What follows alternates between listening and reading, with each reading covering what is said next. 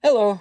So I picked up another toy, and by the case, you would think that it's a subcompact, but surprise, it's a full-size 1911. This is the Girsan MC 1911 S Untouchable, and I've heard many good things about it. And I basically bought out all the different guns I had at the store, so I'm down to some of the 1911s. I'm not a big 1911 person. They're great guns. I don't want to say that they suck, and that's why I'm not a big person for them. They are awesome guns, awesome design. It survived over 100 years worth of service and stuff. I like some of the smaller stuff. They're big, they're steel and all that. So I like some of the Glock style things, or I like revolvers more. If I have to pick something, it's going to be a revolver. But so what comes in the case? Well, you got a little cleaning thingy here, and you got a lock, and you got instructions, and this was on the trigger thing. But so yeah, it basically, the gun fills the whole case, and that's it. I mean, it's the nice thing about the small case is I save my cases so it doesn't take up a lot of space. But you only get one mag with it, so that's one downside to it. Is it comes with one mag, which says Act Mag. So I'm not sure who manufactures it. It might be a Metcar mag. Metcar does a lot of different things, and it comes with a flared mag well. So that's kind of nice. Which it's great because 8 rounds you're going to do a lot of reloads usually. So and it's got a nice curve to the way the mag is, and I'll show you with some of the other mags the difference. So let's get the basics, the weight and everything. So it's empty, as you can see. So the weight is 41.8 ounces, so about 42 ounces. So it's a little bit chunky, but it's all steel. Yeah, I'm pretty sure this is steel, not a aluminum frame. So let's see what the trigger pull is on it.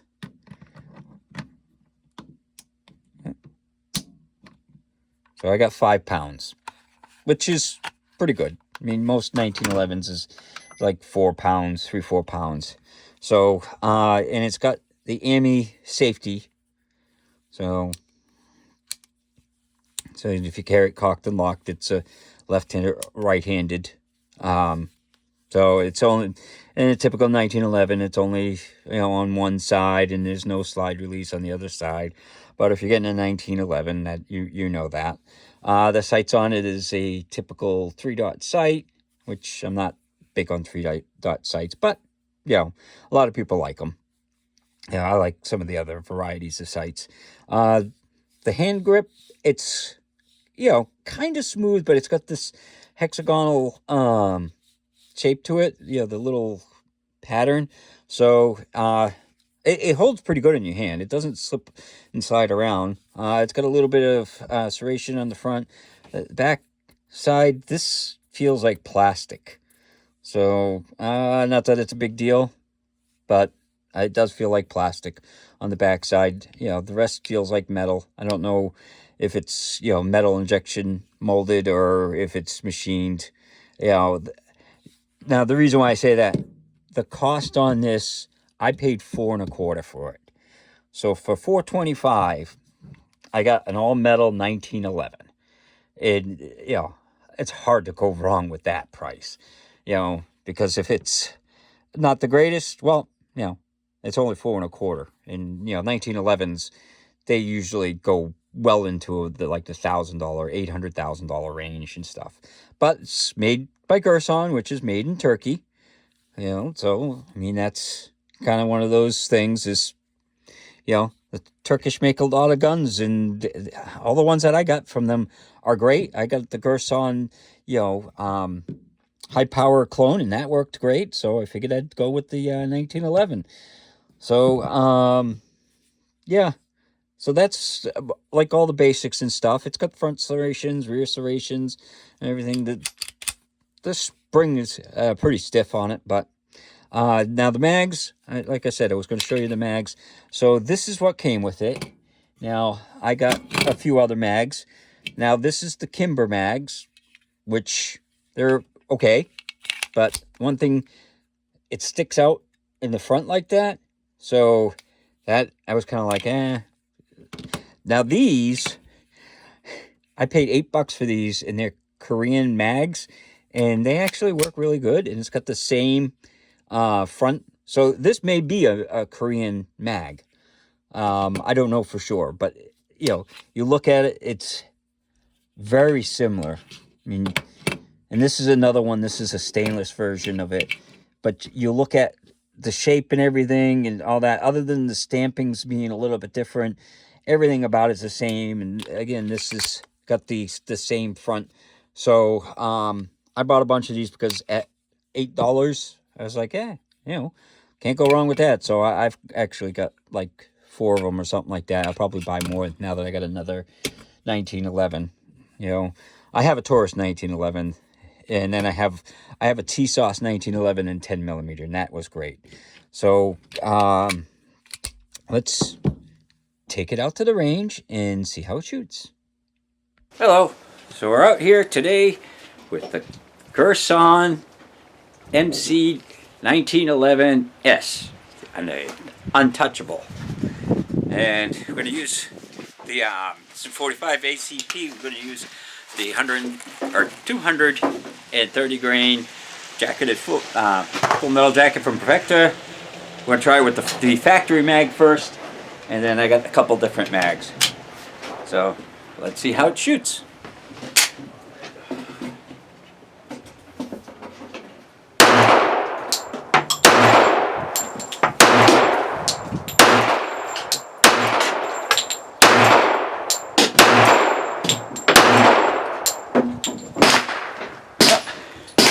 No problems with that.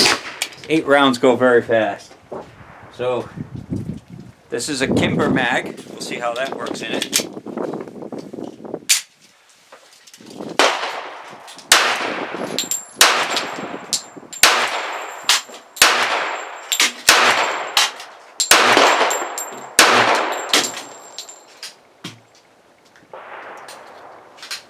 Oh. Well, that one didn't go. Oh, it didn't lock back on the Kimber mag. And this is made in Korea type mag. Let's see how that works.